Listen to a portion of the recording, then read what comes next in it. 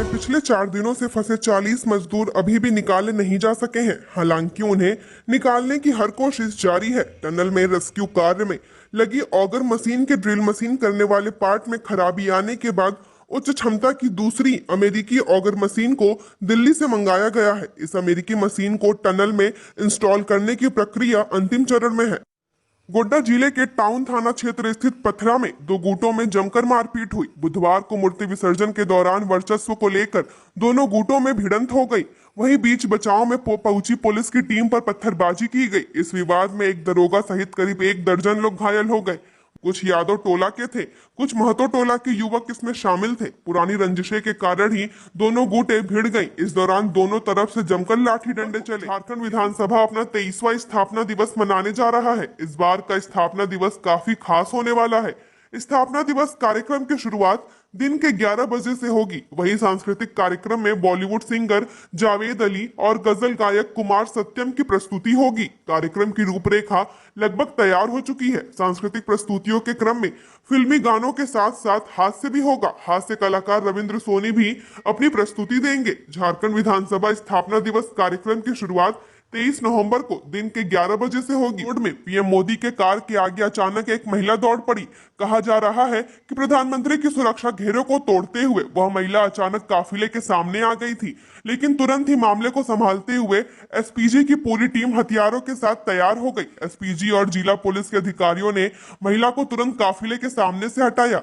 इसके बाद काफिला आगे बढ़ा। महिला की पहचान मूल रूप से देवघर की रहने वाली संगीता झा के रूप में हुई है। हालांकि मौके पर तैनात पुलिस कर्मियों ने तुरंत महिला को हिरासत में ले लिया। इसके बाद उसे कोतवाली थाना ले जाया गया। महिला अपने पति की शिकायत प्रधानमंत्री से करना चाहती थी। हालांकि पुलिस ने महिला को पूछताछ करने के बाद छोड़ दिया। की प्रोन्नति को लेकर पूर्व में जारी दिशा निर्देश पर शिक्षक संगठनों द्वारा जताई गई आपत्ति के बाद शिक्षा सचिव की अध्यक्षता में कमेटी गठित की गई थी। कमेटी ने शिक्षकों की प्रोन्नति को लेकर दर्ज आपत्ति निराकरण के लिए सभी जिलों के जिला शिक्षा अधीक्षक को पत्र भेजा है। प्रोन्नति को लेकर गठित कमेटी द्वारा लिए गए निर्णय के अनुसार वैसे प्रारंभिक शिक्षक जिनकी 20 वर्ष की सेवा पूरी हो चुकी है, उन्हें अब सीधे प्रधानाध्यापक के पद पर प्रोन्नति दी जाएगी। इनके लिए स्नातक प्रशिक्षक शिक्षक के पद पर 5 वर्ष की सेवा की बाध्यता भी नहीं होगी। इससे राज्य के लगभग 35,000 शिक्षक लाभान्वित होंगे। प्राथमिक विद्यालयों में वर्ष 2008 तक नियुक्त शिक्षकों को इस प्रावधान के आधार पर प्रोन्नति मिलेगी।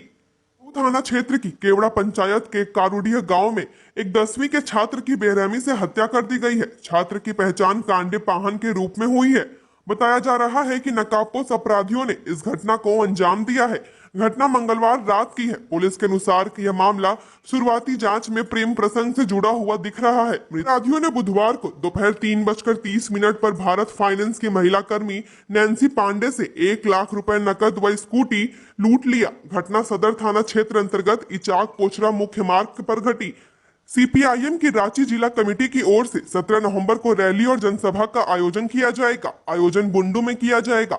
इसकी जानकारी देते हुए जिला अध्यक्ष सुखनाथ लोहरा ने बताया कि रैली में पार्टी के पोलित ब्यूरो सदस्य डॉक्टर अशोक ढावले और राज्य सचिव प्रकाश विप्लव के अलावा राज्य कमेटी सदस्य सुरेश मुंडा, सुफल महतो समेत अन्य मुख्य वक्ता होंगे। पार्टी ने इस रैली का नाम उल गुलान रैली रखा है। रैली की सारी तैयारियां पूरी हो चुकी हैं। बंगाल की खाड़ी में थोड़ी हलचल होने के साथ ही लो प्रेशर बन रहा है। इसका असर झारखंड में संथाल परगना और कोल्हान में देखने को मिलेगा। भारतीय मौसम विज्ञान केंद्र की ओर से कहा गया है कि 17 नवंबर को झारखंड के पूर्वी हिस्से में देवघर, दुमका, गिरिडीह, गोड्डा, धनबाद, जमताड़ा, पाकुड़ तथा साहिबगंज के अलावा पूर्वी सिंहभूम, पश्चिमी सिंहभूम, सिमडेगा, सरायकेला, खरसावा में हल्के बादल छाए रहेंगे और हल्की बारिश होने की संभावना है। झारखंड माध्यमिक परीक्षा 2024 में शामिल होने वाले नियमित स्वतंत्र पूर्ववर्ती आदि छात्रों के लिए परीक्षा फॉर्म भरने की तिथि जारी कर दी गई है। बगैर विलंब शुल्क के ऑनलाइन परीक्षा फॉर्म भरने की तिथि 16 नवंबर से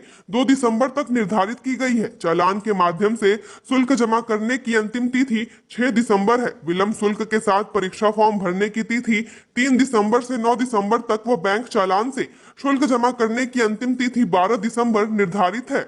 राज्य में स्थापना दिवस के जश्न की तैयारियां की जा रही थी। उसी समय गिरिडीह के डुमरी प्रखंड के गांव में महिला की मौत का मातम मनाया जा रहा था। मंगलवार को डुमरी के पारसनाथ पहाड़ की तराई के गांव चिचको बेड़ा में एक महिला ने दम तोड़ दिया। कारण सिर्फ इतना कि उसे समय पर इलाज के लिए अस्पताल नहीं ले जाया जा सका। उसे इलाज के लिए ले जाने के लिए एम्बुलेंस के आवागमन का रास्ता नहीं था। पारसनाथ पहाड़ की तराई में बसे आदिवासी बाहुल्य गांव चोरी बेड़ा का यह मामला है। बताया जाता है कि इस गांव में एक महिला की मौत इस कारण हो गई कि आवागमन के साधन के अभाव के कारण परिजन उसे समय पर इलाज के लिए अस्पताल नहीं ले जा सके। चोरी बेरा निवासी बबलू मुर्मू की पत्नी सीता मुनि देवी की तबीयत सोमवार की शाम काफी खराब हो गई। एजेंट लीग क्रिकेट 2023 सीजन 18 नवंबर से 9 दिसंबर 2023 तक भारत के 5 शहरों रांची, देहरादून, जम्मू, विशाखापट्टनम और सूरत में मैच खेले जाएंगे। उद्घाटन मैच 18 नवंबर को रांची के जीएससीए स्टेडियम में इंडियन कैपिटल्स और भीलवाड़ा किंग्स के बीच होगा। इस प्रतियोगिता को लेकर अंतरराष्ट्रीय क्रिकेटर रांची पहुंचने लगे हैं। झारखंड में नियुक्ति नियमावली में संशोधन के बाद झारखंड पब्लिक सर्विस कमीशन की ओर से 64 बाल विकास पदाधिकारियों की नियुक्ति की जाएगी। 3 घंटे की मुख्य परीक्षा में सफल होने पर ही नियुक्ति होगी। साथ ही प्रश्न पत्रों का पैटर्न वर्णनात्मक होगा। इस नियुक्ति परीक्षा में दृष्टिहीन अभ्यर्थियों को प्रत्येक पत्र में 20 मिनट का अतिरिक्त समय दिया जाएगा। आदिम जनजाति को अब 36 आरक्षण का लाभ मिलेगा।